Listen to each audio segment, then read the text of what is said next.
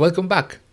Sometimes it is difficult to visualize spatial patterns. For example, dot maps may have overlapped points, and lines may not be explicit enough to provide geographic context to our maps. Today, we're going to learn how to build density maps and base maps. Let's start.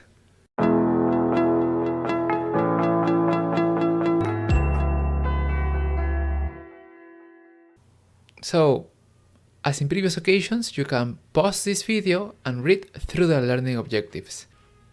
So let's start with density maps. So a density map is a thematic map where colors represent the intensity of a value. It does not use geographic regions or geopolitical boundaries to group data. It shows hotspots or areas with a high density or concentration of points. So in this figure we see the Jon Snow dot distribution map with dots and lines as background. And in the right we see an alternative plot, a plot that contains a density map in which we can highlight the hotspot with a higher amount of cholera deaths. So how can we plot it? So for this we're going to use as an example Afri Airports database from the Afri Learn Data package. It contains the location of all the African airports. With the geomsf function, as we remember, we can get overlapping points. So if we run this piece of code, we can see that we indeed obtain a dot distribution map, but it contains a lot of overlap points. These overlap points difficult the possibility to identify some spatial patterns. For a density map, we require 4 main steps. First, we need to retrieve the point coordinates from our data frame. Then we need to specify a ggplot with new coordinate columns for the x and y axis. Third, we need to use the geom_bin to the function to depict the number of airports per area. And 4, we can use the coord_sf function to transform the axis aspect ratio into a coordinate format. So let's work this example. So the Afri Airports dataset contains a lot of IDs related with all the airports and different values related with it. First, we need to retrieve the coordinates that are located within the geometry column. And for this, we need to use the st coordinate function from the epi-helper package. With this step,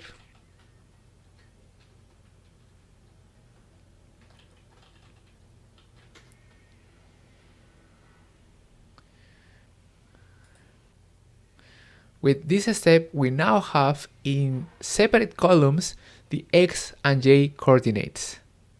Now, as a second step, we need to start our ggplot2 object. As a second step, now we need to build our ggplot2 function. And for this, we need to specify the coordinates in the aesthetic function.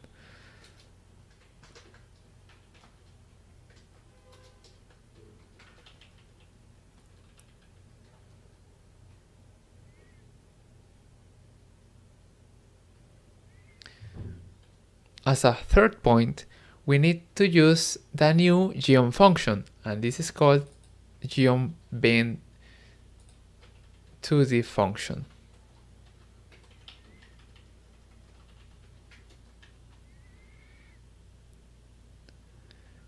Now we have our density map, but we need to fix the coordinate axis, and this is where the coord_sf function comes into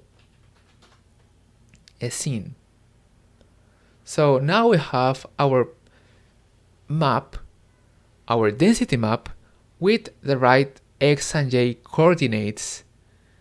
With this presentation, now we can see hotspots of higher amount or count of airports per area. And now let's practice.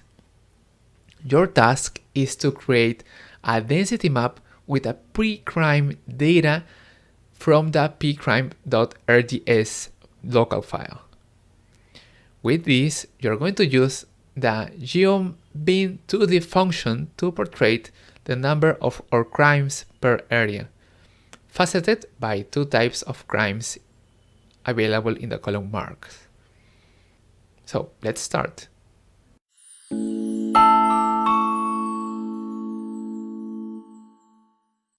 Now, how can you use density maps? Density maps are commonly used with environmental data. For example, you can visualize altitude, air pollution data, or rainfall data. In this example, you can visualize the altitude data from the Gambia. This type of map is also used for spatially continuous disease prevalence surfaces. For example, Moraga and colleagues use this type of figures to visualize the malaria prevalence across the Gambia from data collected from 65 villages.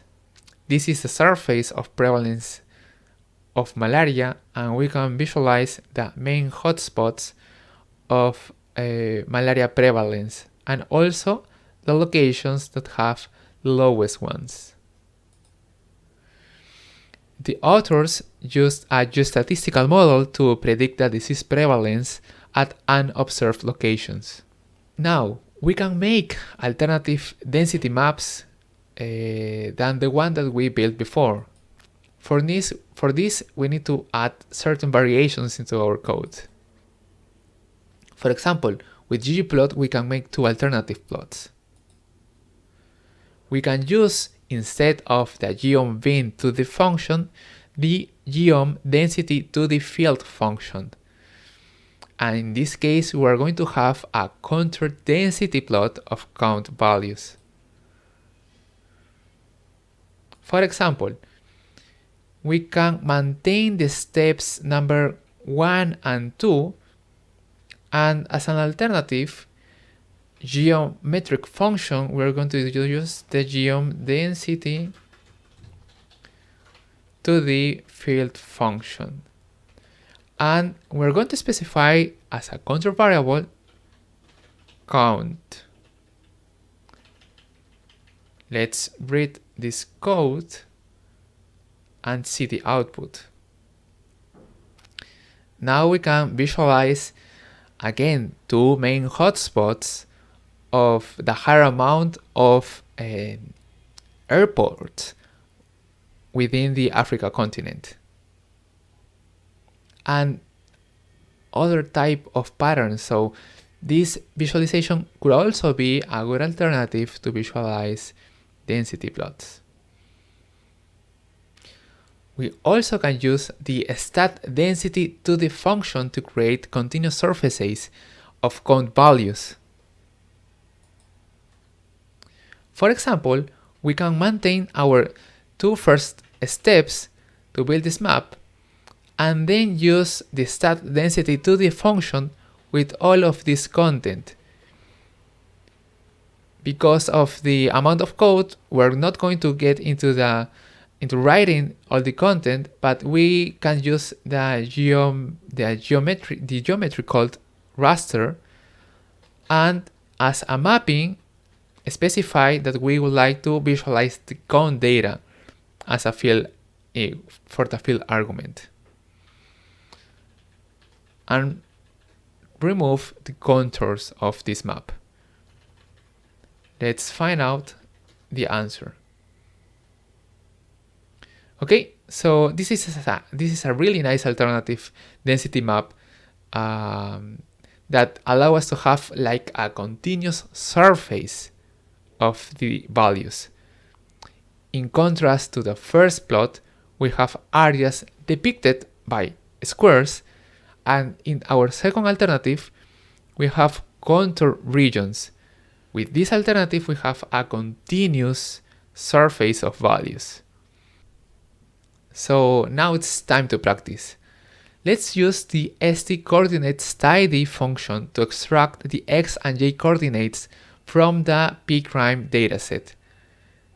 These coordinates will be useful to build a density map with a geom density to the field function and portray the number of crimes per area. So let's go ahead.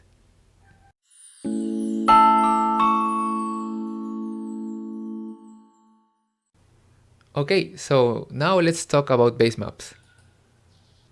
So base maps are an alternative to the physical feature maps. As we remember, we can use lines for physical features and get a partial geographic context. But we can also overlay the map over a Google Maps-like background.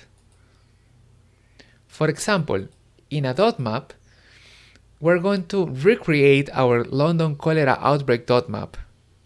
As a reference, you can see this Jon Snow dot map with the size of the points proportional to the number of cholera deaths. We can overlay this plot to the London street map. So let's use the Geospatial package to do this. For this, we're going to use the annotation map tile function to add one more layer to our map. This function uses data from the OpenStreetMap project. So let's see how to reproduce this example.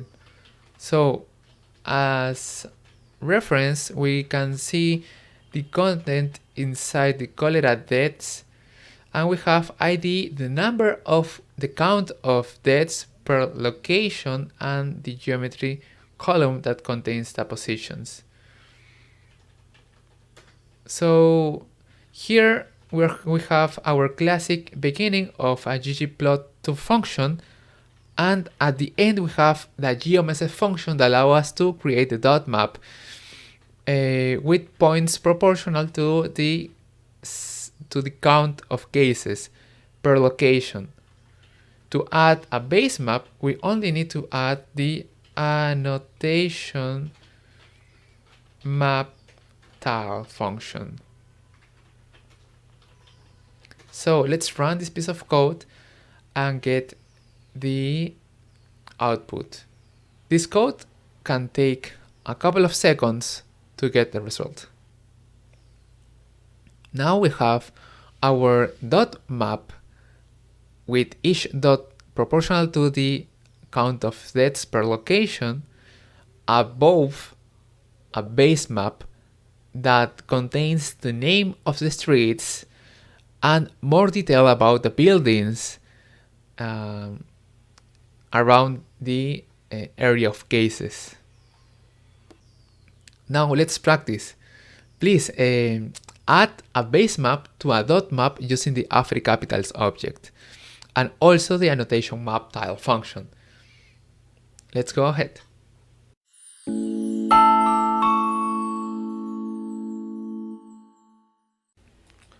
Well, how to add a base map to a density map? For this, we're going to use as an example the pcrime object and the annotation map function.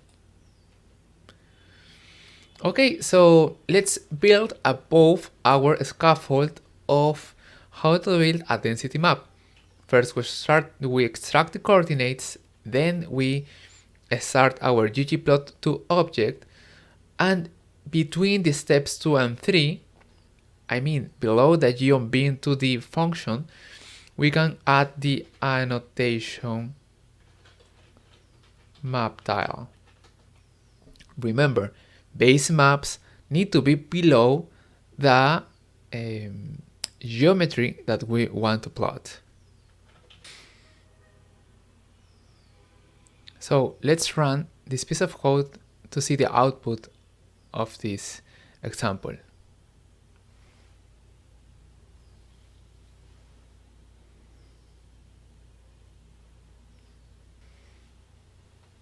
Okay, so now we have our output, and we can visualize two types of crime in London using a density map over a base map with more explicit background than only lines for rivers and streets. So let's remember that our base map must be below the geom function. So now let's practice. Let's use two functions, annotation map tile and geom bin 2D, to add a base map to a density map using the Afri Airports object. Please, go ahead.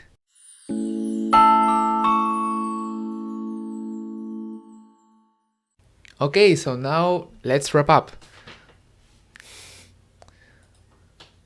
In this lesson, we have learned that density maps allowed us to avoid overlapped points in spatial data.